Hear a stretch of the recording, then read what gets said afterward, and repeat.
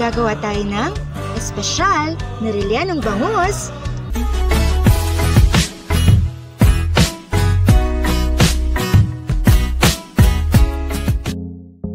Ang first step natin gagawin ay imamarinate muna natin yung skin ng fish sa soy sauce at calamansi juice sa loob ng 1 o 2 oras or hanggang sa handa ng gamitin ito.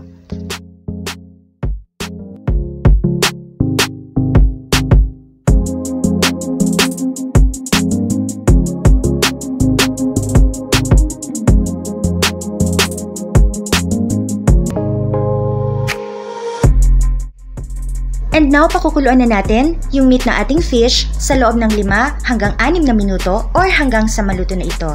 Guys, pag hilaw yung ating fish meat, ay mahihirapan tayong ihiwalay yung tinik nito.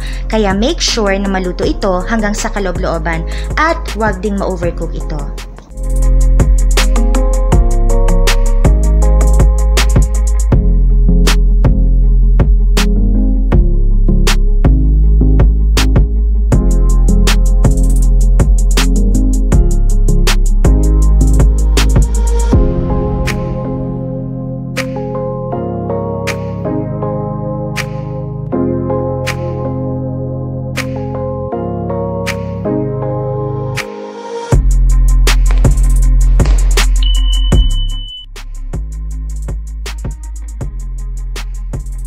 Ang susunod natin gagawin ay i-grate natin yung carrot at potato at pagkatapos ay pipigain natin upang lumabas yung liquid nito.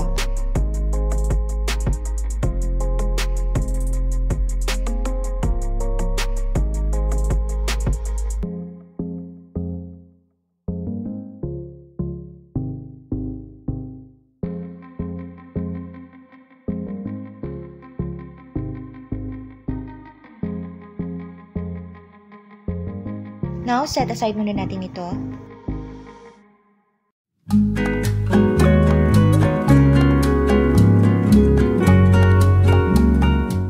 Nagpainit na tayo ng oil at umpisa na natin. Gisahin lahat ng mga sangkap.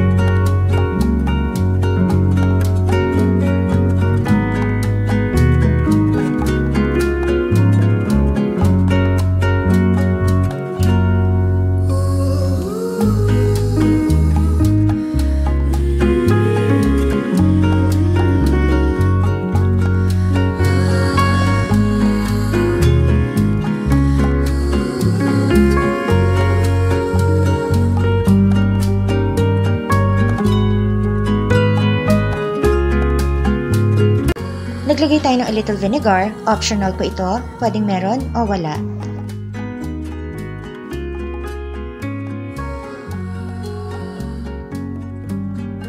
Haluin natin ng mabuti hanggang sa mag-well combined na lahat ng ingredients.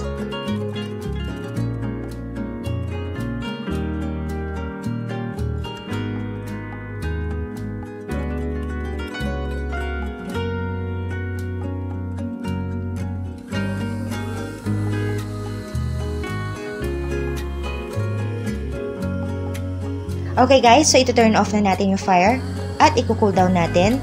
At pag once na na-cool down na natin ito, ay pwede na nating ilagay yung beaten eggs.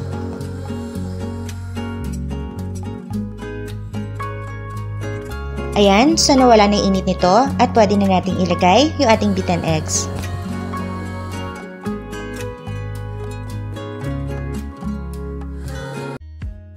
Guys, don't forget, sa pagluluto, lalagyan po lagi natin ng pagmamahal. Dahil ito po ang susi upang maging masarap na masarap po ang ating niluluto.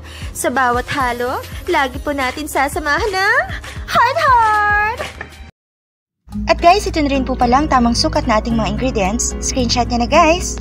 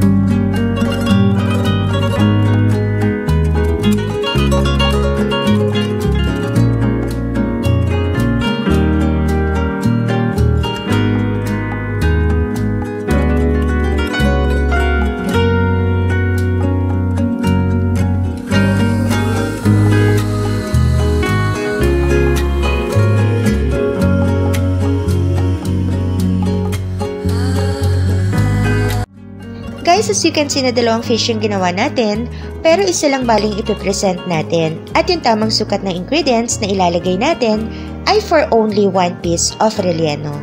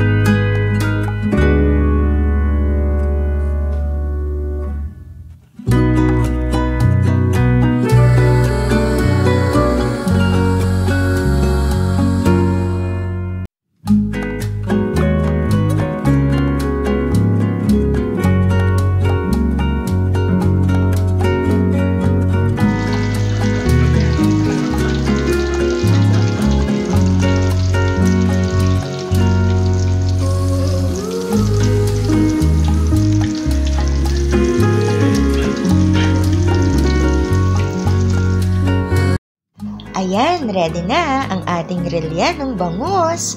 So guys, try nyo po ang ating recipe. Siguradong magugustuhan nyo ito, basta sundin lamang tamang sukat na ating mga ingredients.